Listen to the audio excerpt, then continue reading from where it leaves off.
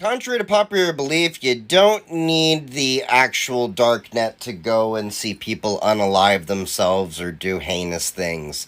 If you actually grew up as a millennial, you'll know that shit was on the clear net and you didn't even have to go looking for it half the time. A lot of people have been asking me about the deep web and they want to know exactly what it is, so I'm going to answer it here for you. I don't delve in that part of the internet anymore, but I still know a lot about it because I wanted to learn about it. So without further ado, this is for educational purposes only. Please do not explore the deep web without knowing what you're doing, because you can and probably will see something that you just cannot unsee. First of all, you cannot access the deep web while using Chrome or Opera GX. You need to use a completely separate browser called Tor. You need to download it, let it sort of invade your computer, and then you can finally access the deep web. And if you think you can just go on and look for what you want to see, no. See, Tor browser doesn't use traditional links like we know, like www.youtube.com. They use what they call onions. Here are examples of what onions look like. There is no identifying factor. There is nothing to be able to tell what is behind the hyperlink before you click on it. So you're basically clicking on these things blind. I used to delve in the deep web when I was a kid. We didn't have the message boards, the wikis, the forums that we have today.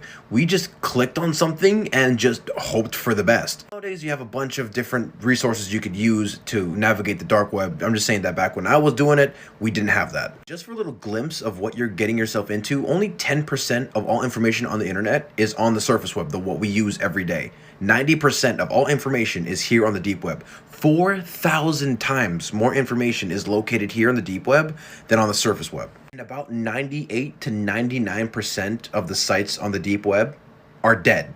They're just dead. And yes, while Tor browser does hide your IP address, giving you some sort of anonymity, anonymity does breed evil. And a lot of people just assume that the evil is just everywhere on the deep web. Almost every single onion that I visited during my time on the deep web, it was weird message boards like conspiracy theories to fucking aliens, or like an entire website dedicated to like a pie recipe. Just the weirdest shit. Even though I said all of that, the deep web is not a safe place, because you might run into somebody that can find out who you are, what your real name is, your parents' names, your brothers' names, where you go to school, what you're fucking wearing by hacking into your webcam. Like, those kinds of people are here on the deep web. People also use the deep web to like sell identities, sell fake passports, sell drugs, offer their services as a hitman. Like, the craziest shit you could ever imagine is here on the deep web. I made a video about this before, about red rooms, about torture, live streams and stuff like that, and I want to debunk that again really quickly. Tor browser is extremely slow. Like, if you want to load a 10-minute video, you'll be sitting there with 2 hours just to buffer the first 15 seconds of that video.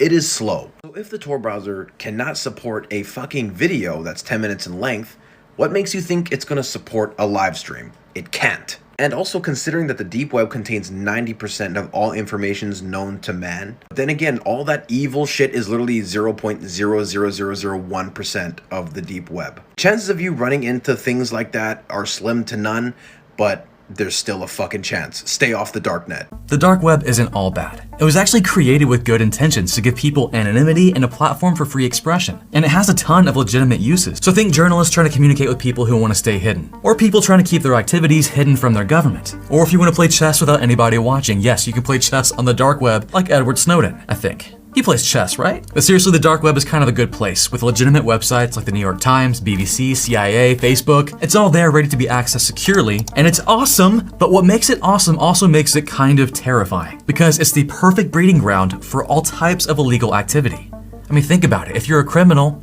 it's perfect. Anonymity with no oversight. It's like the Purge all the time. Here's what the dark web actually looks like. We'll go quickly this time, but the first thing we need to do is grab our burner laptop. I run an operating system called Tails and I boot it from this flash drive. We're going to click on Start Tails. It's an amnesic operating system, so basically it forgets everything as soon as you turn off your laptop. We're going to be using a browser called Tor, and obviously you're going to have to be connected to the internet. I highly advise against using your home Wi-Fi. From there we click Connect to Tor. Now it takes a second to load, but all you really need to know about Tor is it lets you connect to onion links, and it also routes your connection through 3 different nodes.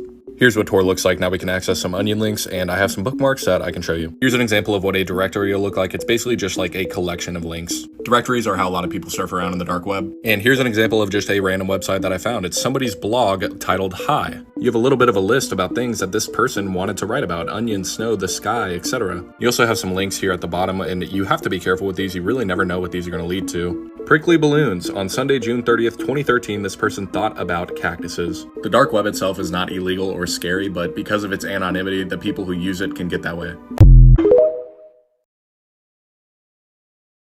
Most people think the deep web is some hidden part of the internet filled with hitmen, secret cults, and live streams you're never supposed to see, but the truth is somehow weirder than that.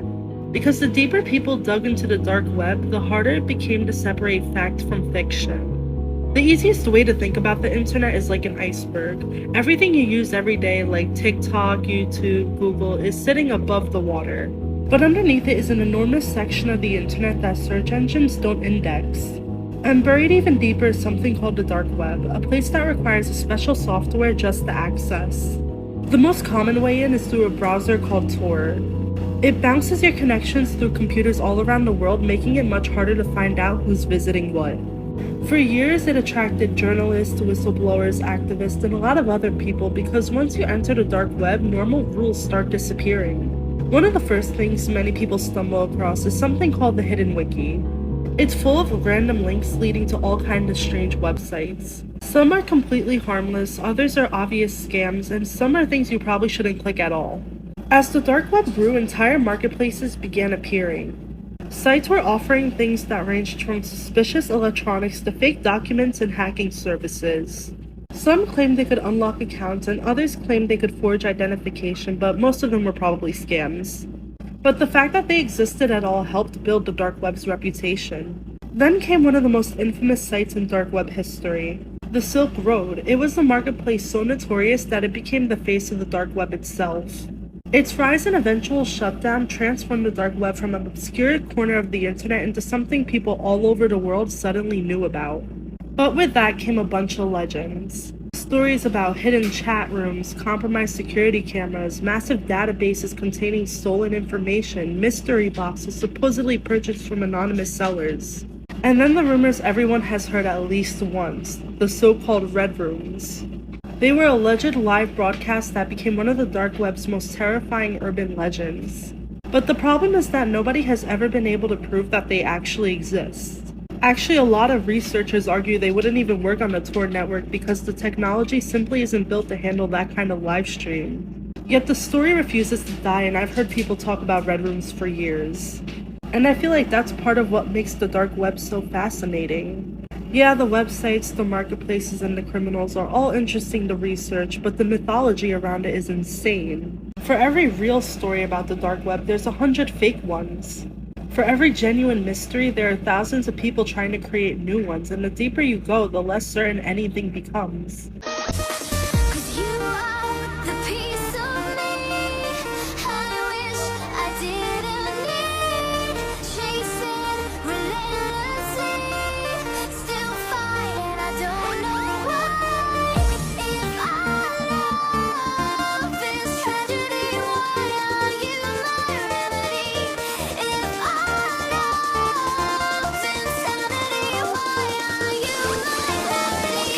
Things people don't understand about the dark web. It is not 96% of the internet. That is the deep web, aka anything not indexed by a search engine, aka anything protected by a passcode or a paywall like your email or anything private like that. So of course that's 96% of the internet. Don't be afraid by that statistic. By definition, the dark web can only be accessed by darknet browsers like Tor. When you open Tor, there's no dark Google. It's not like Tor only searches for dark web links. You have to know the .onion link you're going to, and they change all the time. There are sites that list most common ones and you can usually find your way, but the point is anonymity, so of course they're not going to be indexed like that. The reason you don't go full screen! Because the point is anonymity, people are always trying to figure out who you are. Going full screen can reveal information about your machine, like your resolution or your screen size. Also, if stuff starts downloading in the background, it's less likely that you'll notice it. Because the dark web is not only used to commit crimes, but also to catch criminals, many of the sites are honeypots. So I'm gonna say this again, if you go, never engage and never enter any info. Be anonymous, be safe.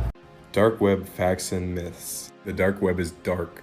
True. As you can see, this is a dark web website. Sorry, no, this is actually a dark web website. Just like a regular website, the color palette can be whatever the person who's hosting it wants it to be. Going on the dark web is illegal. This is a big misconception. Just like the regular web, you can do illegal stuff, but you can also do perfectly legal stuff. Like go on Facebook, for example. You should never open Tor in full screen.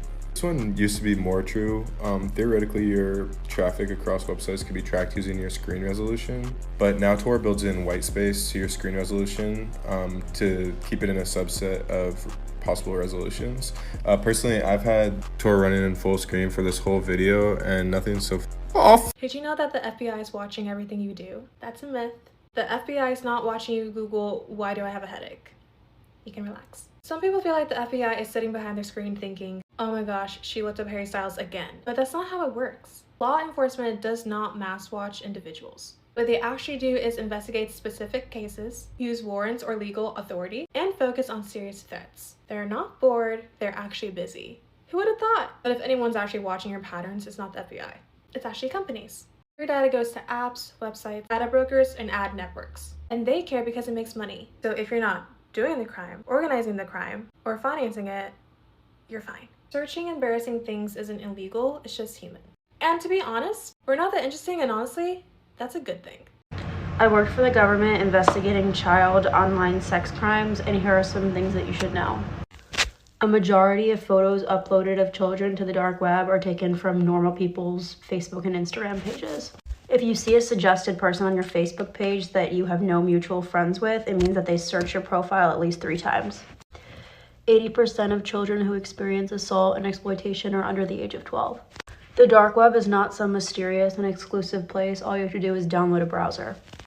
Child exploitation is a billion-dollar industry, and there are thousands of websites being created every single day to share photos and videos. My advice to parents would be to really limit your child on social media because photos and videos can be warped and placed in the dark web extremely easily. The majority of abuse takes place in the home, but is also very common in schools, churches, and other extracurricular activities for children. This video perfectly illustrates why you need to do 3 things before your child turns 12. And this is coming from someone who's experienced online grooming and is on the Forbes 30 to 30 list for the work that I do in this area. 1, you absolutely need to have the sex talk with your kids. I believe one of the best resources on social media for that is Kathleen Hema. 2nd, you need to have the body safety talk with your kids. One of the best resources for that is this body safety bundle. And then the 3rd is you have to have an online safety plan for yourself and for your kids. Yes, even if you have a private profile, you have to be mindful of what you're sharing, because do you know who your friends are? A lot of predators are taking pictures of kids, not just from public profiles, but also from private profiles. I know this from working in cybersecurity and threat intelligence, and then you can look all over the news. We're in the age of AI, so posting your kids online is getting a lot more nuanced. Let me know if you want me to talk about this a little bit more, and make sure you're following me for tips on protecting your kids online. I'm Cyber Farida. I'm an award-winning Forbes 30 to 30 internet safety expert, and I created my page to make sure that you are one step ahead of all the craziness that's going on. I'm about to ruin your favorite online myth. You cannot buy organs on the dark web. Like, it's just not a thing. A lot of people feel like there's some secret kidney marketplace where you can just add to cart on a liver. Your organs are not a Shan haul, like what? To sell an organ, you need a doctor, a sterile, or matching test, transportation, also storage, not a random dude on tour selling you a kidney. And that's definitely not happening in 2-day shipping. Every real transplant is tracked by a national system, like UNOS. So if you suddenly have a new mysterious lung, the hospitals would be like, where did you get that? And yes, the dark web does have listings for organs, but they're all fake and like honestly kind of dirty, like ew. Organ trafficking, when it does happen, is usually done through corrupt institutions and real-world crimes, not websites. Like no one's PayPaling a kidney. So no, you can't purchase a heart on the dark web, but you can lose your money, identity, and peace of mind. So choose your battles. Misconceptions about the dark web. Part 1. No, it's not illegal. Yes, illegal activity happens on there. Illegal things happen on the ClearNet too. No, it is not just filled with predatory hackers who want to kidnap and kill you. There's even some beautiful poetry on there. And also cannibalism. All in all, you'll get what you're looking for. Forums upon forums of anything you could possibly imagine. And yeah, some of it's dark.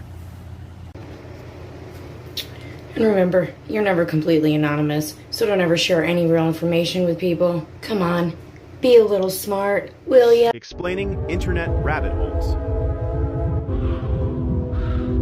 In today's video, we will be covering the dark web. But before that, here is something that you need to know. The internet is often compared to an iceberg. Above the water lies the surface web, the part we use every day through search engines like Google, where websites, news articles, and social media profiles are publicly accessible, which takes 5% of the internet.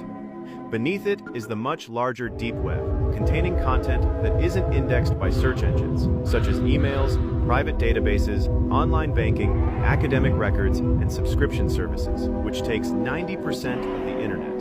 And finally, at the very bottom, sits the dark web, a small section of the deep web that requires special software, such as Tor, to access. While the dark web is often associated with criminal activity and mystery, it is also used by journalists, activists, whistleblowers, and people seeking privacy. It takes 5% of the internet. Like an iceberg, the deeper you go, the less visible things become, revealing parts of the internet that most users never see. The origins of the dark web can be traced back to research funded by the United States government in the 1990s. The goal was not to create a hidden criminal network, but to develop a way for intelligence agents, military personnel, and government officials to communicate anonymously over the internet. This research eventually led to the creation of onion routing, a technology that hides a user's identity by sending their internet traffic through multiple encrypted layers. To make the network more effective and difficult to track, access was later expanded to the public, allowing ordinary users to blend in with government traffic. Over time, journalists, activists, and privacy advocates began using the technology to protect their identities. But it also attracted criminals who saw anonymity as an opportunity. What started as a government-funded privacy project gradually evolved into the dark web we know today, a hidden corner of the internet used for everything from free expression and secure communication to illicit marketplaces and online mysteries. The dark web contains a wide variety of content, much of which is very different from the myths often portrayed online. Hidden within its encrypted networks are anonymous forums, private chat rooms, whistleblower platforms, and websites used by journalists, activists, and people living under strict censorship. However, the dark web has also become known for hosting illegal marketplaces, scams, stolen data, and other criminal activities that take advantage of user anonymity. Many sites appear and disappear frequently, making the environment constantly change. While some areas serve legitimate purposes related to privacy and free speech, others operate in secrecy to avoid law enforcement, giving the dark web its reputation as one of the internet's most mysterious and controversial spaces. One of the most infamous websites in dark web history was Silk Road, an online black market that operated through the Tor network and used Bitcoin for payments. Launched in 2011 by Ross Ulbricht, the site became known for allowing anonymous trade of illegal goods and quickly grew into the largest marketplace on the dark web. In 2013, the FBI shut down Silk Road and arrested Ulbricht, sending shockwaves through the hidden internet. After its closure, countless copycat marketplaces appeared, but many were later seized by authorities, hacked, or exposed as scams. This created a culture of instability where dark websites constantly change addresses, disappear without warning, or move to new domains to avoid detection. As a result, the dark web became a constantly shifting landscape, with websites rarely remaining active for long. In the end, the dark web is neither the endless nightmare nor the secret paradise that many people imagine. It is simply a hidden part of the internet built on anonymity and privacy. While it has provided a safe space for journalists, activists, and people living under censorship, it has also been used for illegal activities that have shaped its reputation. From its origins as a government-funded privacy project to the rise and fall of marketplaces like Silk Road, the dark web has remained a place of mystery, constantly changing and evolving. Most people will never visit it, and many of the stories told about it are exaggerated. But its existence serves as a reminder that there are still corners of the internet that remain largely unseen by the average user. The dark web isn't the horror movie you think it is. It's not demons or hackers. Or I found a hitman for 5 duelists. Like, calm down. The dark web is just a part of the internet that's not indexed by Google. Meaning you can't search it, you can't just stumble upon it. And it's not on your Safari app. You need a special browser like Tor. So that bounces your traffic around the world to keep you anonymous. Think of you wearing shades, hat, hoodie, and pretending to cough so no one can recognize you. Yes, there are shady parts, like special candy, stolen data, all that. But most of it is used for privacy research, journalists, people in countries with censorship. Movies and TikTok make it seem like the dark web is where you can purchase a kidney. In reality, it's mostly forums, message boards, and privacy tools, not a horror carnival. So don't go looking for like Dora. Like what? There are dangerous spaces, malware traps, and scams that will absolutely chew you up. So no, the dark web is not the devil's playground. It's more like a weird underground mall. There's legit stuff, weird stuff, and stuff you definitely don't want to open. I don't think you want therapy, do you? I'll take the dark web for 200, Alex. Myth: the dark web is huge. False: the dark web is tiny compared to the rest of the internet. The deep web makes up over 90% of the internet, but the dark web is just a tiny fraction of the deep web. Most dark websites are short-lived. They pop up and get shut down or exit scam their users. Did you know someone once sold vampire repellent on the dark web? Someone listed a bottle of water for $100, claiming it was real vampire repellent taken from the tomb of Dracula. The description literally said, "Guaranteed to keep vampires away, 100% success rate," and someone bought it. When they complained, the seller said, "Well, have you seen any vampires? No? Well, then it worked. Don't get scammed. Stay off the dark web." This is your deep web. This is where like the semi-bad guys are. Here's where we're going. If you're gonna make a cringy clickbait dark web video, at least get the information right. I don't even know how you managed to find the one internet iceberg image that was just wrong. But nonetheless, here we go. Let's talk about what's wrong with this. You were kinda right about the first part. The surface web is anything indexed by a search engine, so stuff that you can find on Google or other search engines. Only makes up about 5% of the internet. Anything password protected, anything that you can't just find by Google searching, is part of the deep web. You access the deep web every single day. Your emails are part of the deep web because they're password protected. This makes up about 95% of the internet, and the dark web is just a small subsection of the deep web because it takes third-party software to get there. I mean, I guess you could say it's invite only, but that's misleading. The semi-bad guys don't go there, you go there every day. Wherefore art thou, dark web? Myth: the dark web is full of hitmen for hire. False: almost all hitman for hire websites are just scammers. People trick you into paying for something that won't happen. Some scammers even report the person who tried to hire a hitman. Double scam. Law enforcement has investigated these sites multiple times, and every case ended the same way. Fake hitmen and real idiots losing their money. Myth: you can buy anything on the dark web, like weapons, organs, or passports. False: it's not Amazon for illegal goods. There are marketplaces selling shady things, but most are scams. People pay for drugs, fake IDs, stolen credit cards, and never receive anything. Buying weapons is heavily monitored, and most sellers or scammers are undercover agents. Organ trafficking? That's mostly a Hollywood myth. The real organ trafficking is done in corrupt medical systems, not random tour websites. Basically, if something sounds too crazy to be real, it's probably a scam. Here's 4 common myths about the dark web and the deep web that I'm going to debunk for you. Myth number 1 is that the deep and the dark web are the same thing. This is not strictly true. The terms are often used interchangeably, however, the deep web is an all-encompassing term for websites that aren't indexed by search engines such as Google.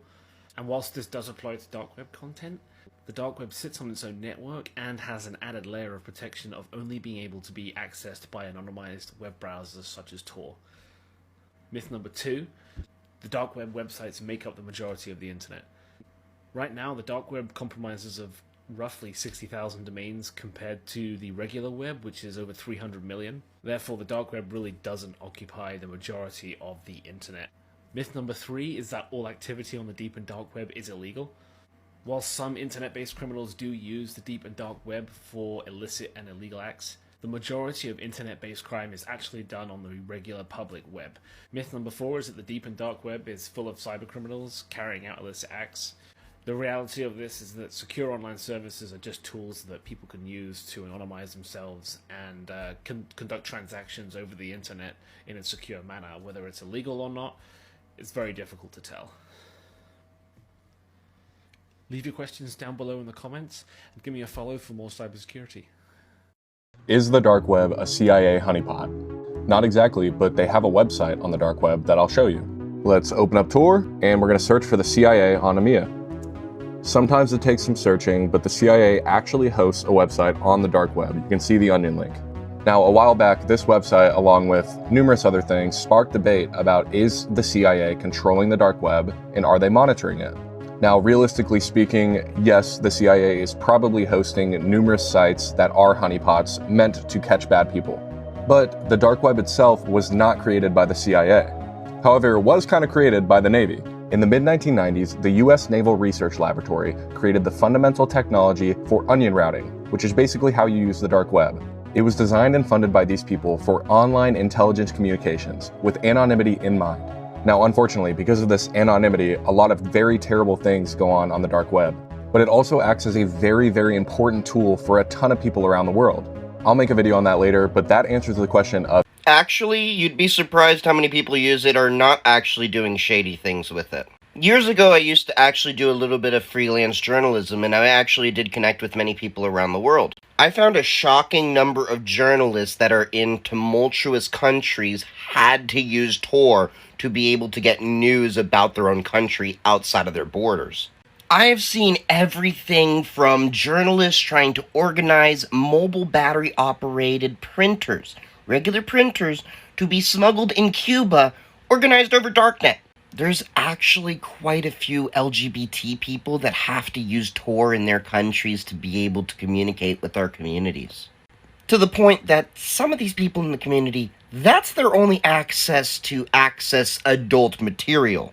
In fact, the Hub has their own Tor address, and you can stream over it, believe it or not. All Tor is just another layer on the internet. Tails is a Linux operating system that's designed to be amnesiac, so the idea being that you install it on the flash drive, you plug it in any random computer, and then you'll be able to boot and run, and it'll do everything over Tor. The thing I don't like about Tails is most people just tell everyone to use Tails, but nobody actually reads the documentation of how you're supposed to use Tails properly. Because the reality is, most of y'all talking about Tails aren't even using Tails the way it's intended. Ideally, you're supposed to use Tails for one purpose at a time, and then restart the session. Most people really just recommend installing it from a trusted source and having that so you can use that on untrusted hardware if you're in the event where you have to leave and you don't have access to devices you can trust. Consider, for example, a domestic violence victim on the run that's using internet cafes as they need to run away. Ideally, they would have just enough for a password manager they can copy and paste, that way they can avoid keyloggers, things like that. When you start studying cybersecurity, you really take the red pill. But in all honesty, most people are just fine with the basic Tor browser or Brave browser using Tor. And if you're wanting to use your regular computer in a more secure way to browse over Tor, then I actually recommend not using Tails and instead using Hunix, which is an operating system that was designed to be virtualized. Essentially, a virtual machine is like a Russian nesting doll. It's a computer that's going to run inside of your computer. You got two virtual machines, a workstation and a gateway. The gateway takes all the network traffic and forces it over Tor to the workstation. You can also configure it to have multiple workstations if you do a little tweaking. And just like Tails, there is an amnesiac option, so it doesn't save anything to the disk. You can also easily use it on any computer that's Windows, Linux, and many Mac computers, although I think the M1 and M2 guys may be out of luck. Just install VirtualBox on Mac, Windows, and Linux, and then follow the instructions to install Hunix. It's actually stupid simple, although I use KVM QEMU on Linux, but that's a whole other thing, because we Linux. So I generally recommend Hunix if people want to use something more than Tor or Brave browser and start learning how to secure different networks in different ways. It's really interesting. But going deeper down the rabbit hole, a reasonably secure operating system to run your Hunix in is QubesOS, which is actually recommended by Edward Snowden as well. Why is it called a reasonably secure operating system? Well, everything is in a virtual machine or container. Remember what I said about Russian nesting dolls? Admittedly, this is more advanced. Imagine you have a whole network inside your computer. So your network comes into the network VM here, which goes to the firewall VM, and then goes out to all the different virtual machines for the different apps and stuff. Essentially, if something compromises your computer, it may just get stuck there. If it's tunneling through the network, it would maybe get stuck at the firewall. You could then have disposable VMs, so a click of a button, restart it, and like nothing ever happened. So as long as your templates are good, a compromise would just be fixed by just simply restarting the container affected. Cool shit. Stop doom scrolling, we're going on the dark web. My entire operating system is right here. Now we're gonna boot up the burner laptop. This is Tails, it's an amnesic operating system, so it forgets everything as soon as you unplug that flash drive. Now we're gonna open up Tor browser. It lets you see onion links. It takes a minute to load, so while we're at it, go join my Discord, link in bio. Here is Tor. This is one way to access the dark web. One use of the dark web is whistleblower websites, and we're gonna try to find one today. This is Tor Guide. It has pretty much everything you need to know about getting started using the dark web. And this is the Hidden Wiki. This is a directory and it has a bunch of links that you can go and explore. Here's an example of a website for whistleblowers. This is SecureDrop, and as we can see, you can share and accept documents securely, and it's an open source whistleblower submission system that media organizations and NGOs can install to securely accept documents from anonymous sources. So why is this important? Well, if you live in America, then maybe you forgot that there are other people that are living under strict censorship laws. Maybe they live in a dictatorship, whatever the scenario may be. And that means that they need a safe way to communicate anonymously without being, say, publicly executed. Or whatever, you get the idea. I'm showing you what the dark web actually looks like. Today it's going to be one of the most useful websites that I found on the dark web. First, we're going to boot up our untraceable laptop, kinda. Now we start up our amnesic operating system. This will basically make it so that your computer forgets anything that you do the second that you turn it off. Next, we're going to open and connect to Tor browser. This is one of the browsers that will actually allow you to find onion links. And we'll just connect, let it load for a couple minutes, and boom, now we're on Tor. We can use DuckDuckGo to go and search for different search engines that'll allow us to get to onion links. But here's the website that I wanted to show you. It's called Tor Guide Darknet Bible, and it's basically exactly how it sounds. It has a complete guide to everything you would need to know about using the dark web, including what it is, who created it, how to access it. I think this website is super important for anybody that actually wants to use Tor, especially if you're looking into doing some kind of journalism and you need to get on the dark web to gather information. But yeah, this website really covers everything that you need to know about the darknet, including all the services it offers, the safety while you're using it. It even has a Bitcoin guide. But again, I really don't condone using the dark web. There's a lot of different things that could go wrong. I just do this for educational purposes. There's a lot of people that are interested in it. What's a big misconception you think people have about the dark web and the Tor browser? And I mean, you see all these YouTube videos of people trying to make it this scary thing. Yeah, well, I mean, you can use Tor in a legitimate way and use it just as a way to further anonymize yourself online, or you could use it for bad things. There are some horrible sites on there, and it's just Tor is a network within, like it's an internet within the internet. Mm-hmm. And what a lot of people don't realize is there are a lot more horrible websites on the clear web, the regular internet that we surf every day, than on the dark web. I think the last time I looked, and don't quote me on this stat, but it's like 40,000 onion sites that exist versus the, probably hundreds of billions, if not trillion websites or IP addresses that exist on the internet, on the clear web. So I think that dark web sounds cool. It sounds scary. It sounds edgy. And yeah, you're going to find some things, of course, but I don't think that it's something to be as fearful of as what some people say. The sheer amount of ignorance whenever you bring the darknet is just astounding. Today's lesson, children, is how we Google things. So first we're going to go to google.com. Now we're just going to type in who made Tor as an example for a search. Now most of you will go immediately, ha! It says the United States Naval Research Lab developed it. No, they developed onion routing. Because if we scroll down a little bit, we'll find a link to the history of the Tor project. And when we scroll down a little bit, we realize, okay, they were a nonprofit in 2006. Onion routing began in the mid-1990s. Now, in the early 2000s, these researchers went to set about creating what would ultimately become Tor, but wanted to separate it from the research that they did at the Naval Research Lab. The network needed to be operated by entities with diverse interests and trust assumptions, and the software needed to be free and open to maximize transparency and decentralization. That's why in October 2002, when the Tor network was initially, its code was released under a free and open software license, and as you can see in the beginning, was all volunteer. Dark forums. Imagine the scene. The world's biggest black hat hackers suddenly lose their favorite hangout, and everyone is left asking, where do we go now? That's exactly the moment when dark forums rose from the shadows. After the famous Breach Forums forum shut down in April 2025, many hackers and data traders didn't disappear. They migrated to dark forums, making it one of the most talked about hacker hubs on the dark web. Dark Forums started back in late 2022, originally under the name Dark4 Army Forums. It didn't make big headlines at first, but once Breach Forums went offline, Dark Forums grew explosively. Reports show its activity jumped by hundreds of percent as users brought old discussions, leaked databases, and trading activity with them. What's inside Dark Forums? It's a mix of leaked data, stolen password lists, malware tools, and discussions about cybercrime techniques. Like other hacker forums, it runs on a tiered membership model, where higher ranks get more access to secret sections and powerful tools. But here's the twist. Dark Forums isn't just a copy of what came before. It absorbed an entire online community and has become a major gathering place for cybercriminals who trade stolen info and hacking tools. Analysts now watch its activity closely because spikes there can signal rising threats out in the world of cyber attacks. Yet it's also a risky place, even for the criminals themselves. In mid-2025, a hacker claimed to have exposed sensitive user data and IP addresses on Dark Forums, showing that no dark website, no matter how secret, is completely safe from leaks or attacks. XSS. Imagine a huge secret school for hackers, but instead of classrooms, there are forums full of dangerous lessons. XSS was one of the grand old ones, a Russian-language cybercrime forum, first created in 2013 as a successor to another underground site, and lasting for years with tens of thousands of members. On XSS, people traded malware, ransomware kits, access to hacked servers, and even zero-day vulnerabilities. These are the kind of weaknesses in software that even the creators don't know about yet.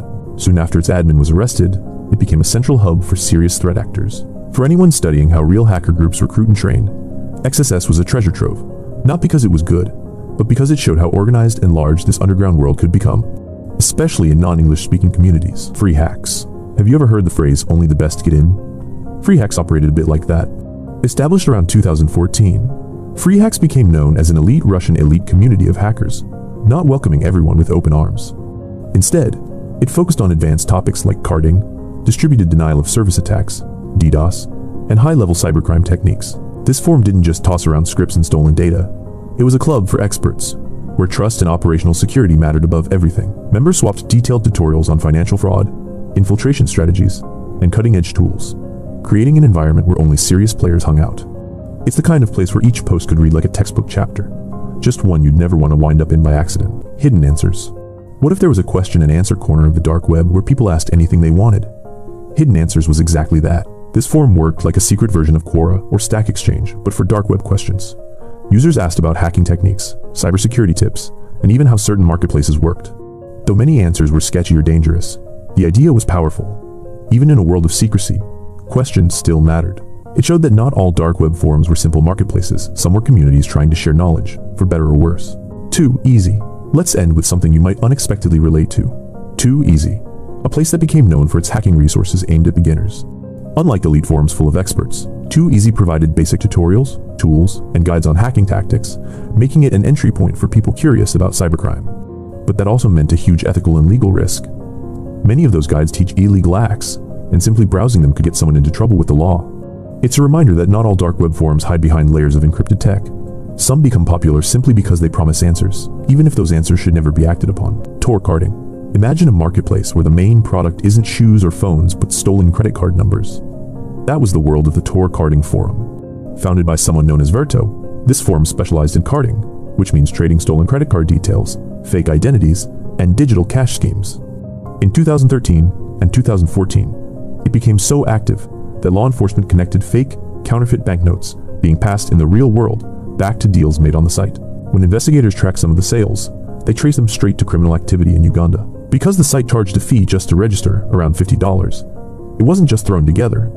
It was a business model, albeit a criminal one. It even closed after hacks and re-emerged in new forms, illustrating how these forums adapt and persist even when authorities strike. I2P is a privacy-focused way of accessing the dark net, but unlike Tor, there aren't exit nodes that can see your content. It uses garlic routing, which is significantly more secure than Tor's onion routing in my opinion. It works by bundling several messages, cloves, together into one message, the garlic. That message is then sent through a chain of peers, and the messages are then separated and arrive at their respective locations. This process is end-to-end encrypted, so even if a peer gets compromised, they would only have a portion of an encrypted message to work with anyways, which is way better than Tor's. To use I2P, you can just download the program from their site. It's a .jar file, so I used Java to open it, and then ran the program using /runplain.shell. It takes a while to disintegrate into the network, so the connection's pretty slow when you first turn it on. But after like an hour or two, it's perfectly fine. Once your I2P connection's pretty stable, you have to go into your browser settings and configure the proxy to 127.0.0.1 with a port of 4444. That will allow you to connect to the I2P sites. It isn't a search engine, so you need to have a directory of sites to visit if you want to go through a lot of them. There's quite a few pages, I'm sure you'll be able to find some. I have some linked in the description. Besides websites, I2P offers email and torrents built into the program by accessing like the local console, which is pretty cool. While it's more difficult to use than Tor, the sites seem like less like spammy to me. Like they're not all just like markets with porn on them. So yeah, it's worth the 2-hour wait to check out sites, so it's really fun. I like it. Did you know that there's more than one dark web? Most people, when they talk about the dark web, are talking about Tor, stands for the Onion Router. It is accessed using Tor browser, which looks like this. But today I want to talk about another darknet called I2P. It's a little bit different, but it's really, really cool. If you're interested in exploring the dark web, I2P is probably a better way to go. The reason for that is that Tor is actually mainly designed to access the regular internet anonymously, but I2P is really designed to interact only with other people on the network. So while there are things called onion sites on Tor that can only be accessed using Tor browser, it's really meant to do a lot more than that. Whereas the main purpose of I2P is to access EAP sites, which end in .I2P. Also, onion sites go down all the time because of DDoSing. Because of the way I2P works, it's really, really hard to DDoS websites, which means they stay up a lot longer. You can use EMEA as a search engine for I2P. A lot of popular sites do have I2P mirrors. There are also a lot of cool forums and blogs, just like run-of-the-mill services like Pastebins and stuff. Mysterious password protected sites. And I actually recently found this game that runs on I2P called Cobalt, but I get absolutely boo-bopped every time I try to play. But yeah, try it out, I guess. Anyways, yeah, just like Tor, there's a lot of cool hacking forums and stuff. The Bible in case it's illegal in your country, and yeah, pretty active. If you want to know how to set up I2P, I can make a video on that too. See you soon. Everyone pretty much knows about Tor or the Onion Router these days to access darknet or use anonymous browsing, especially in censorship-ridden countries, but no one really pays much attention to what's going to be its eventual successor, in my opinion, I2P, also known as the Internet Invisibility Project. So how the way that these two different technologies work is that Tor is a little bit older of a technology, and it has bidirectional communication between its usual 3 nodes. So you usually have an entry, a middle, and an exit node. These are bidirectional, so the path that you connect through is going to be the same going out and in. So, unfortunately, it's pretty much commonly known, I'm oversimplifying this a little bit, but if you control the entry and you control the exit node, you can potentially decrypt and de-anonymize the traffic that is passing over the Tor network path. Whereas I2P, it is unidirectional both ways. What that means is that your path going out and your path coming back in can go completely different from each other, allowing a more anonymous, and some people even say a more expeditious route to browsing the internet safely and anonymously. So that's the big rub between the two technologies, and it's really cool technology. Of course, I2P still needs some time to mature, but I do see that it is going to be the eventual successor as time progresses. Tor, or the Onion Router, has actually had a competitor for a few years now. It's just starting to get to the point where it's really maturing. It's called I2P, or the Internet Invisibility Project. So Tor operates on hopping 3 times in bidirectional nodes. Entry, then there's a middle one, and then there's an exit node. Unless you're connecting directly to an Onion site, which it never leaves the Onion network. Those nodes are bidirectional, so traffic is going both ways out of each node. Every time you establish a circuit, you have to establish a new path. And Tor has been great so far, but I2P does things differently because it actually sends everything in a unidirectional path. So it's far less predictable, so rather than each circuit having the same 3 bidirectional nodes used while that circuit's alive, each connection would go out using different routes and coming back in different ways. I am oversimplifying it a bit, but it's really cool technology, and I do think it will eventually overtake Tor, as it sounds better. So I went onto the dark web just to prove that it's not as evil of a place as a lot of people make it out to be. Yes, there is evil shit that happens there all the fucking time, but as long as you keep your nose clean, you don't pry, mind your fucking business, don't be a troll, you'll be fine. And I knew that in order to prove this, I needed to take screenshots and then bring it back, so that's what this video is. So this is called the Dark Web Guide. This has all of your beginner hyperlinks that you're going to use if you're exploring the dark web. The reason things like this exist is because the hyperlink is just full of a bunch of random letters and numbers with .onion at the very end. And over here, they tell you what the link is. If it wasn't for this, we would have no idea what the fuck these are. Also, for some reason, the mascot for this website is a pug.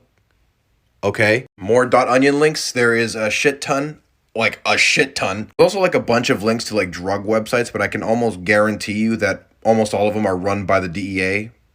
So I wouldn't click on them. First things first, the actual CIA has a .onion link. They have a website on the dark web. So that's just something you now know. This was a blog for the conspiracy theory that the government is always watching you, like literally always. These people actually have a .com website, but they update the .onion website a lot more because it's a lot more secure.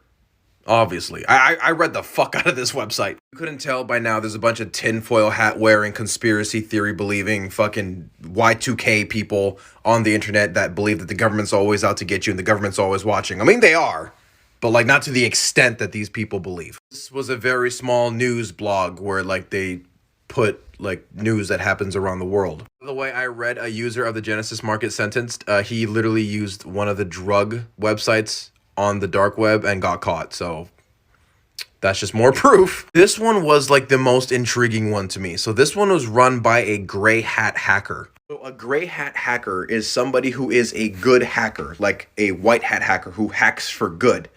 But sometimes under very special circumstances, he transitions to the dark side. He becomes a black hat hacker, somebody who hacks for malicious intent.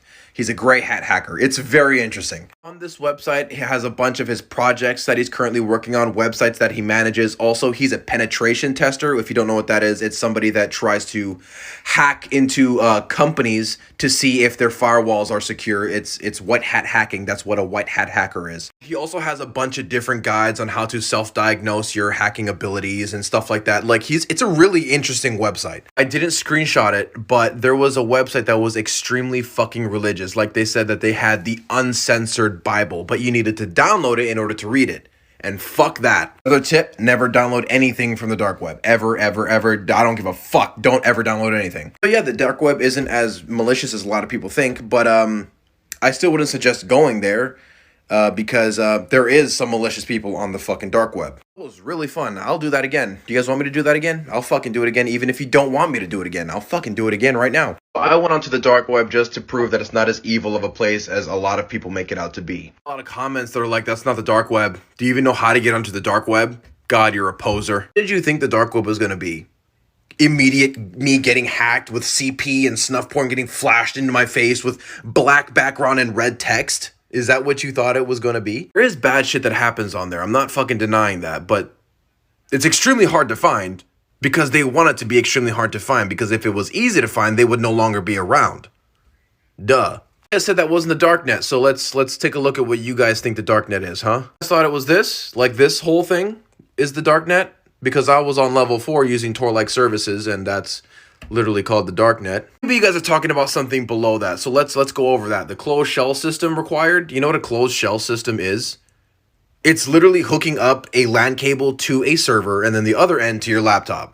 That's what a closed shell system is. Closed shell system is only ever utilized by companies like Facebook in order for their IT guys to diagnose what's wrong with their servers. They hook up their computers directly to the servers and diagnose a problem. That's what a closed shell system is. But that's not what you're talking about. Okay, you're talking about the Mariana's Web. Ooh, buzzwords. Okay, let's take a look at that. Polymetric Falchigos derivation required after this point. Do you know what that is? Me neither. It's completely made up. When I say made up, I mean like it's literally gibberish, like it doesn't exist. This is what you get when you Google polymetric Falchigal derivation. Just bullshit. Oh, there's a definition, by the way, by Urban Dictionary, so that's reliable. If you don't want to listen to me, you can listen to this computer scientist that says that in order to access the Mariana's Web, you need a quantum computer, which doesn't exist. It says at the very end that polymetric Falchigal derivation is completely made up. So I made that video for the exact reason you guys commented, because you guys all think that the darknet is a dark and twisted place. Some parts are, most parts are not. Since we got some time, I'm going to talk to you guys about some of my favorite darknet-esque videos. It's the videos that are like, I ordered something from the darknet and it just came to my house, so we're going to unbox it here together. Put your address into the darknet. Are you dumb? Spoiler alert, they didn't do that. They literally took a box, filled it with a bunch of random shit, cut it up with a knife, and drawn it with a Sharpie to make it look a little more disturbing. And then they unboxed it on the camera. When I talked about the darknet video game thing, you know, the video that was taken down 20 minutes ago. The reason I said it was from the darknet is because I was reading the different wikis and people were saying it was from the darknet. So then I said it was from the darknet. Again, I wasn't really thinking when I made that video because you can't really download anything from the darknet. I mean, you can. You have to be really fucking stupid, but yeah. I basically said it was from the darknet because other people said it was from the darknet. And I had no proof of it otherwise. So I said it was from the darknet. I have no proof that it was or was not. So I just said it was. Yeah, the darknet isn't as scary as you guys think it is. So, yeah. Leakbase. Imagine a library filled with every leaked password and secret dataset ever found. That's what Leakbase aspired to be. Launched in January 2023, it quickly became a major player after breach forums rose to fame. Leakbase specialized in hosting and discussing leaked information from personal accounts to corporate data dumps. The forum's popularity wasn't just because it had stolen goods. It was because it became a hub where threat actors studied weaknesses and used that knowledge to plan bigger attacks. If breach forums was about wide community sharing, Leakbase was about deep archives of breach data. Security researchers sometimes watch places like Leakbase because sudden spikes in certain leaks can hint at a major cyber attack being planned. That makes Leakbase a kind of early warning signal. Dangerous for victims, but valuable for defenders. The Hub. Have you ever seen a giant round table where people from all walks of life gather to chat? The Hub was a bit like that. Unlike forums focused entirely on crime, the Hub allowed discussions on cryptocurrency, darknet technology, hacking, security research, and marketplace reviews. It drew over 100,000 members, making it one of the most talked about places on the dark web. You didn't need to be a criminal to read what people said. Many users were simply curious about how the underground worked or wanted reviews before buying from other dark web places. That blend of topics made the Hub both dangerous and educational, depending on what you were there to learn. Breach forums. Have you ever felt that chill when someone steals a secret and posts it for the whole world to see? That's exactly what breach forums became famous for. Born in early 2022 as a successor to raid forums, it quickly became one of the largest places on the dark web where stolen databases, passwords, hacked data, and breach info were freely traded. This forum was not all secret whispers. It had millions of posts where hackers shared stolen login credentials, detailed dumps of private information, and even tools to break into systems. Experts across cybersecurity studied these posts like detectives because what appears there often signals real-world attacks coming soon. Think of it as a giant bulletin board of leaked data, except it was hidden deep in the Tor network. For security teams, watching how a breach spreads there was like watching a fire move through a forest before it hits a town. Even though it faced legal crackdowns and its founder was arrested, its influence still ripples in the hacking world because so many criminals got their start there. And its archives still inform cybersecurity research today. Nulled. Think something's worthless after it breaks?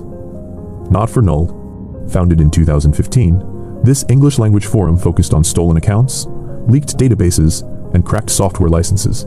Basically anything you could get by beating a system's security. Even after a huge breach in 2016 that exposed a lot of user data, Nulled didn't disappear immediately. It kept going because many hackers saw it as a reliable way to share illegal content with each other. The name says it all. Nulled refers to breaking or removing protections on software or accounts, and that theme ran through the forum's culture. It became a place people expected to find cracked tools or compromised credentials, even if most of what you found there was either dodgy or illegal. Dread. Have you ever wondered what the Reddit of the dark web might look like? That's exactly the vibe of Dread. Launched in 2018, Dread became known as a social space where anonymous users could post threads, talk about leaks, hacking tools, and even darknet markets, similar to how people talk on Reddit but hidden from the open internet. It never focused on one thing. Instead, it was a melting pot, from hacking discussions to news, strange rumors, and markets. That gave it a community feel not common in other dark web forums, which tend to be strictly transactional. Because it wasn't purely a marketplace, Dread helped researchers understand hacker culture, what motivates these communities, how they share info, and why anonymity matters so much. In a way, it was like stepping into the living room of the dark web, rather than a secret black market back alley. Exploit. Sometimes, the most enduring places are the ones with history etched into their code. Exploit.in was exactly that. Dating back to around 2005, this was one of the oldest forums where attackers shared exploits, the secret techniques that let you break into software or systems. Unlike many others hidden only on Tor, Exploit.in had parts reachable from the regular web too, making it a rare hybrid forum. Hackers would post malware samples, stolen credentials, and even botnets, networks of infected computers under someone's control. It built trust through reputation systems and dispute resolution, which may sound like eBay, but in this world, was about verifying stolen goods and tools instead of antiques. This mix of history, longevity, and the gravity of its content made Exploit.in something of a legend in hacker lore.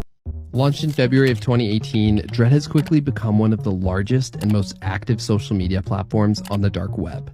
Upon visiting the site, Dread automatically shows the front page as the default view. This page features a compilation of recently created and highly active threads at the given moment. And for those of you seeing this site for the first time, you might think that Dread bears a striking resemblance to Reddit, and you'd be absolutely right. This similarity is entirely intentional. As a matter of fact, Dread's inception can actually be attributed to a significant event that happened in 2017 when Reddit banned hundreds of subreddits, including some that were closely linked to discussion and promotion of darknet markets. Following the removal of these subreddits, a user going by the name of Hugbunter embarked on the creation of Dread. On the platform's second anniversary, Hugbunter reflected back on their initial motivations for launching the site in the first place. I initially intended to build Dread as a small security discussion board, extremely niche, and expected a capacity of around 1,000 users, which I thought as ambitious. The need for the type of platform based on the Reddit format became realized when some large communities were blanket banned from Reddit, and it felt like there was a lot more to come. Oh boy, was I right. To this day, Hugbunter continues to serve as the core administrator and owner of Dread. However, their identity remains shrouded in mystery, leaving us uncertain whether they are an individual or a collective entity. All we really know is that throughout the 6 years that the site has been active, Hugbunter has consistently garnered deep respect and trust within the darknet community. The dark web has social media. Do you want to see it? We're using the burner laptop. Don't mind my feet. You guys know the deal. We're going to start up Tails and just get to the website. I have 3 different websites I'm going to show you. First up, we have Dread. If you're scared of Reddit, then just think about Reddit, but on the dark web. Just kidding. Reddit's probably actually worse than Dread. This is mostly just people talking about like cybersecurity and other dark web stuff. So you probably didn't know this, but like most of the big social medias like Facebook actually have an onion link. I think everybody knows what Facebook looks like, so I'm not really going to show you guys that.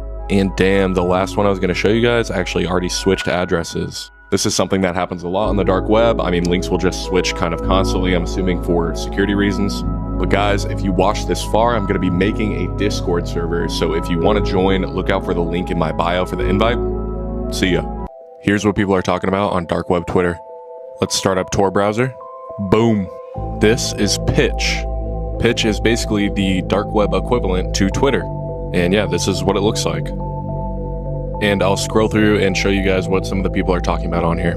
Here's somebody who does an album of the day post, and right under it is somebody complaining about an illegal market getting taken down. By the way, I'm obviously only going to show you guys what will not get me taken down. We got somebody posting weird memes. A lot of people have been talking about Dread being down. That's the website that I showed you guys in the last big video. And Dread is basically the Reddit of the dark web. And there's even people talking about crypto scams. But yeah, it all seems pretty normal at first glance, and I'm not really going to go and try to dig for anything really bad. I decided to try and explore the dark web, but I found something strange. I used a dark web search engine called Anya.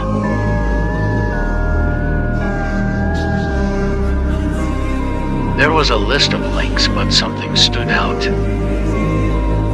It was called Wicked. The devil on your shoulder. It had a strange emblem. Should I mail them? I was scrolling the dark web when I came across a creepy site. It's the Dark Exchange. There are weird tasks to do. Let's try this.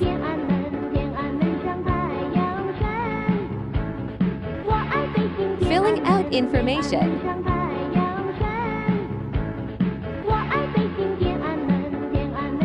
Keep you guys posted. This is why you don't go down rabbit holes on the dark web. Recently, TikTok user Thunderkeck visited a website called Whisper to the Beast, which is basically the dark web's version of ChatGPT, but this time with a webcam. And while he did take extra precaution, it did not end well. First things first, there we go. Looks like we're on business. I downloaded Brave browser earlier today. And right here you can go new private window with Tor and get it plugged in. Boom. And now we'll get the beast pulled up. Okay. My heart is actually pounding. I'm gonna say hello. Loading. Okay. Hello, my child. I see you correctly deciphered my hint. You have pleased the beast again. Are you ready to complete my eye? Wait, so can it see me? I'm saying no, give me the peek at the files. Loading. It says, let me see your face, my child. Thought it could see me. I'm saying, do I need to enable it or something? Loading. Saying, yes, my child, reveal yourself.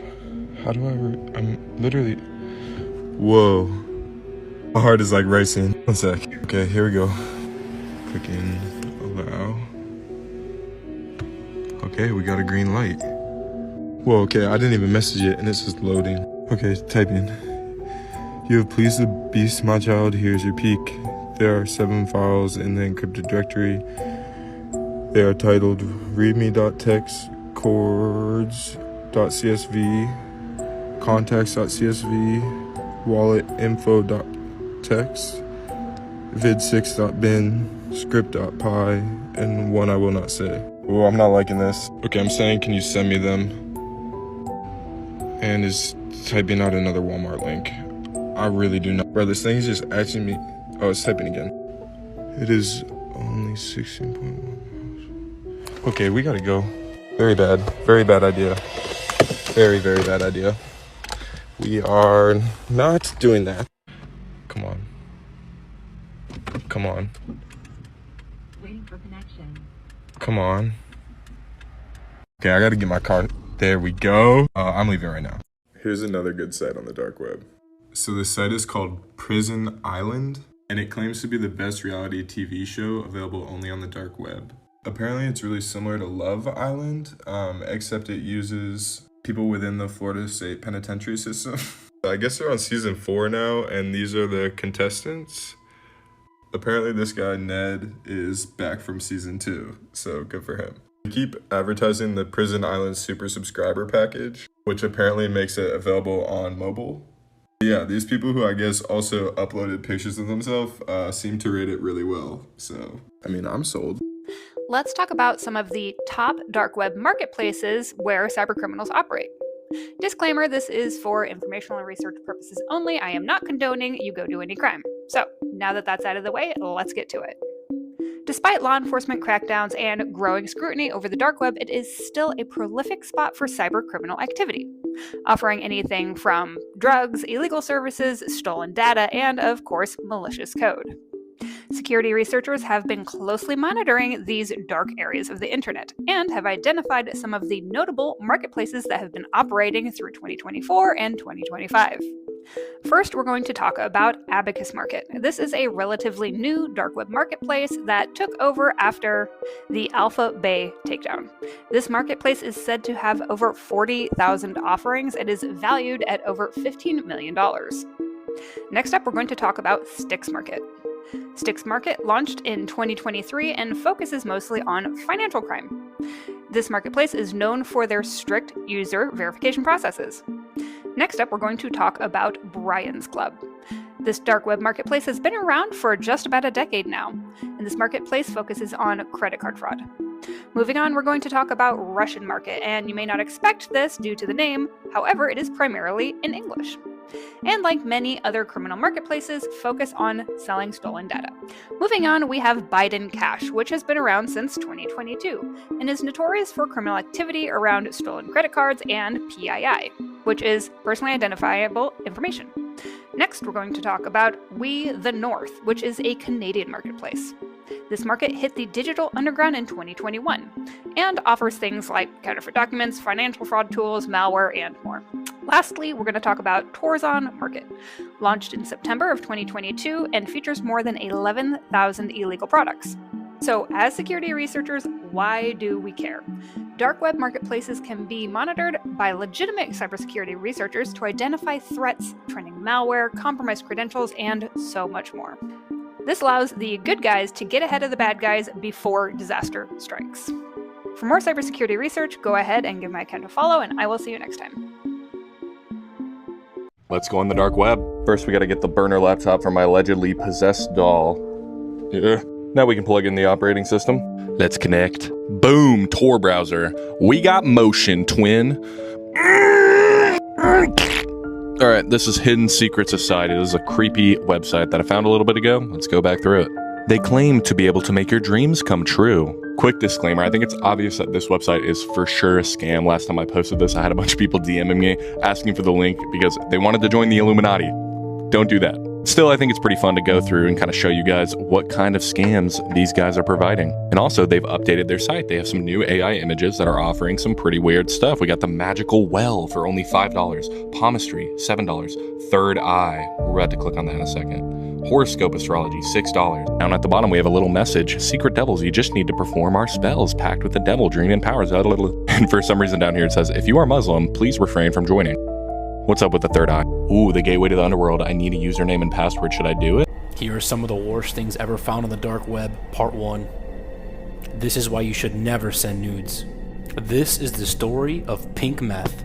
Despite the name, the website Pink Meth had nothing to do with drugs. Pink Meth was a market mainly for men where they would sell nude photos of their exes for a hefty amount of money. But that's not all. Pink Meth would then post these photos alongside the women's names, home addresses, phone numbers, and any other information the operators could dig up. Then a ransom on the content was delivered to the victim. They would tell all the females, pay up to have the photo removed or let the whole of the dark web have access to your personal information, including your nude photos. So never, ever send nudes. Pretty cool.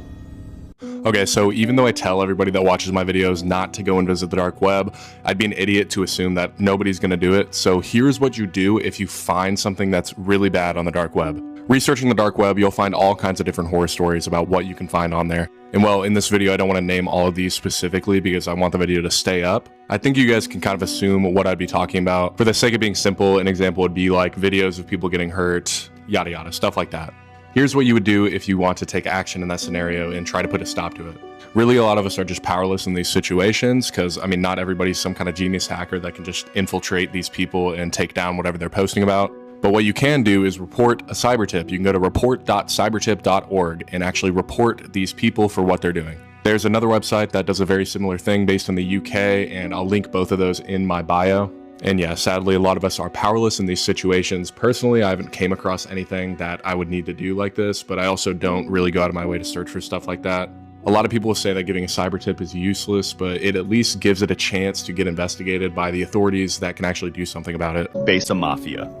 People browsing the dark web discovered a terrifying website called Besa Mafia, which remained a mystery for years. It claimed to be an online store where anyone could hire a criminal or a hitman. It looked incredibly professional and real, with a price list for different crimes, a customer service page, and even reviews from supposedly happy clients. The claim was that they were part of a real, organized crime family from Eastern Europe. Videos then started appearing online, showing masked men claiming to work for the site. Some even started to think it was a honeypot, a fake website run by the police to catch those trying to buy such services. The site grew huge, and hundreds of people sent messages. But then, the mystery was finally solved when a random hacker managed to break into the website. The hacker stole everything, including messages and user accounts, and posted them online for everyone to see. When investigators looked through the leaked data, they found the real answer, and it was not a real mafia, nor a honeypot. The secret files showed that the website was a massive fake, and that the creators just built it to steal Bitcoin from people who wanted to hire criminals. There's a group on the dark web so mysterious that people still can't agree if they're real or fake. They call themselves the Black Death. They are an organized crime group that deals in nearly anything illegal, but their main focus is kidnapping for hire services. And if they truly exist, they may be the worst group tied to the dark web. And in 2015, a reporter went searching for proof that the group was real. While browsing the dark web, he came across what appeared to be their official website. It was deeply unsettling. The site claimed that people all over the world were being abducted, and for the right price, the group said they would take anyone you asked for, but making claims online is easy, so the reporter decided to test it. He posed as a potential customer and tried to place an order. He sent an email through the site. After some time, the site's owners replied, but the response wasn't welcoming. Their email to him read, "Who are you? How do you know about us? Who recommended us?" The reporter tried to convince them he was a real customer, but he failed. They concluded that he was a police officer. Their final message to him was, "Do not bother us again." In the end, the reporter couldn't prove if if the group was real or fake. But 2 years later, things changed. Something happened that proved the group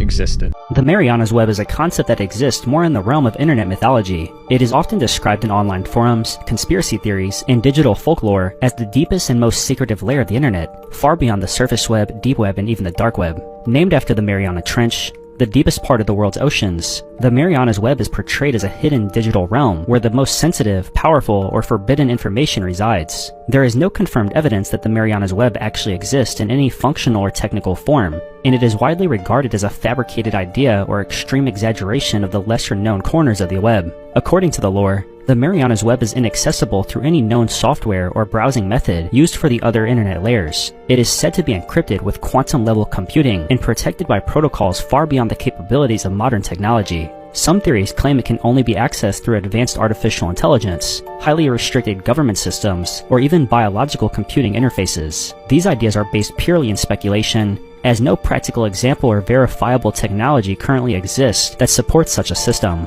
Stories about the Marianas Web often include content of immense secrecy and importance.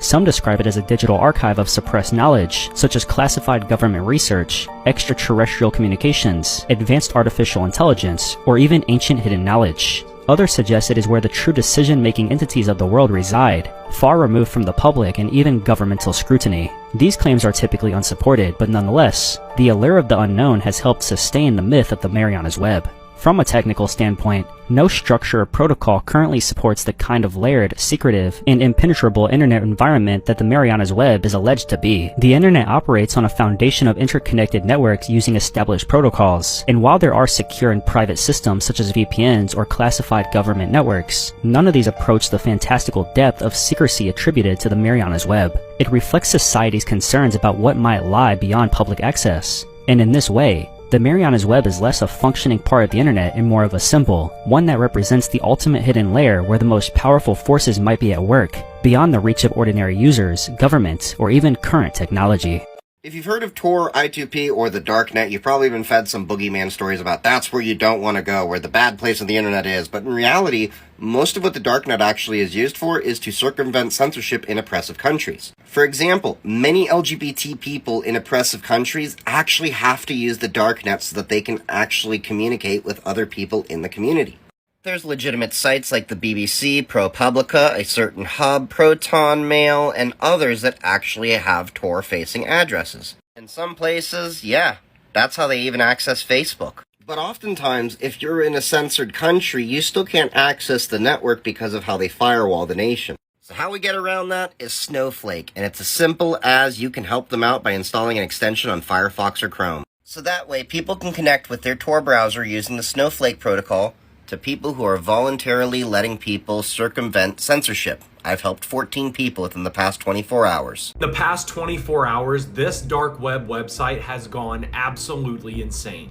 As you can see, I'm on the dark web and we are on what's called the Hidden Wiki. They have everything from financial services to that one, privacy services, emails, hacking. But today I found something that is absolutely worth sharing. USA citizenship, and if we click the link, you can become a US citizen for like $1,500. Become a citizen of the USA, real USA passport. We offer bulletproof USA passports, social security numbers, driver's license, and birth certificate, and other papers making you an official citizen of the USA. It asks, how do we do it? And it says trade secret, but we can assure you that you won't have any problems getting our papers. It even goes as far as saying you can use your own name or a new name, and information on how to send us your required information. Scan, signature, biometric picture, and etc. will be given after purchase. Now the total price you can see is $4,000, but it looks like your first payment is only $1,500. I was born in the US. However, I'm a little bit tempted to buy it and see exactly how these people do it. Now this is a big goal, but 300,000 likes and I'll do it. That's final. And if I go to jail, somebody to bail me out. Make sure to like and follow.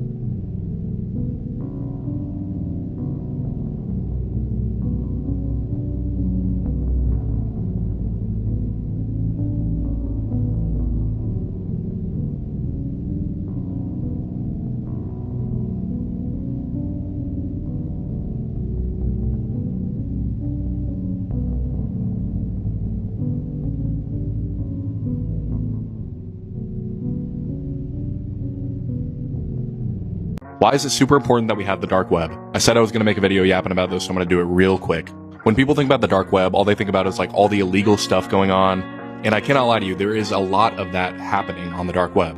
But being able to have anonymously posted information just at the ends of your fingertips is a huge tool for a lot of different people.